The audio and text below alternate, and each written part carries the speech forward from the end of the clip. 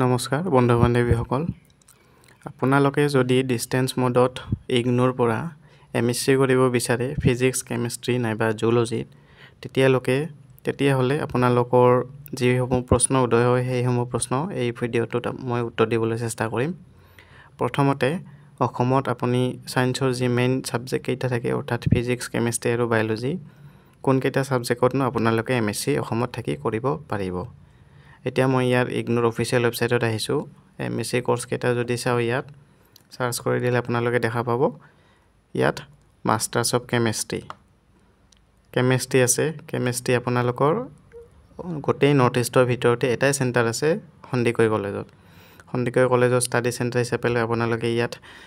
enrol কৰিব পাৰিব আৰু এক্সাম যিকোনো ইগনোৰ চেণ্টাৰৰ পৰাই দিব পাৰিব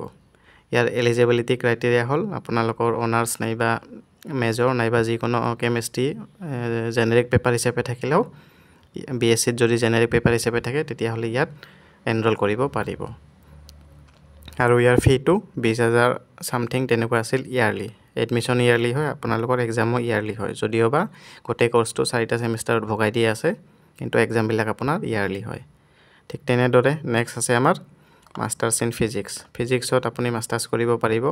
কিন্তু ইয়াৰ ষ্টাডি চেণ্টাৰ অকল জৰহাট ৰিজনাল চেণ্টাৰত আছে ইয়াত ইয়াৰ ষ্টাডি চেণ্টাৰ গুৱাহাটীত নাই এলিজিবিলিটি ক্ৰাইটেৰিয়া সেম কেমিষ্ট্ৰিৰ দৰে আৰু হেখত আছে আমাৰ masters in zoology masters of zoology এটো আমাৰ ষ্টাডি চেণ্টাৰ অকল প্ৰাগজ্যোতিষ কলেজত আছে গুৱাহাটীৰ আৰু ইয়াৰ ফি 14200 সামথিং তেনেকুৱা আছিল আৰু ইয়াৰ এলিজিবিলিটি ক্ৰাইটেৰিয়া সেম আপোনালোকৰ অনাৰ্স নাইবা জেনেৰিক হিচাপে থাকিলে হল আৰু বিএসসি হলেই হল গতিকে এইবিলাকৰ সিলেবাসৰ বিষয়ে যদি জানিব বিচাৰে আপোনালোকে ইয়াত সিম্পলি ক্লিক কৰি দিলেই হল ইয়াত গোটেইখিনি ডিটেইলছ আছে অনলাইন মোডতো আছে আপোনালোকৰ ডিসটেন্স মোডতো আছে বাৰু মিডিয়াম অকল ইংলিশ হয় আপোনালোকে ইয়াত চাব পাৰে 20000 এতিয়া জুলজি 20000 হৈ গল আৰু গোটেই সিলেবাস ইয়াত দি আছে ধুনিয়াকে আৰু অসমৰ অকল প্ৰাগজ্যোতিষ কলেজত আছে এটো চাব পাৰে গুৱাহাটীৰ অকল প্ৰাগজ্যোতিষ কলেজত আছে গতিকে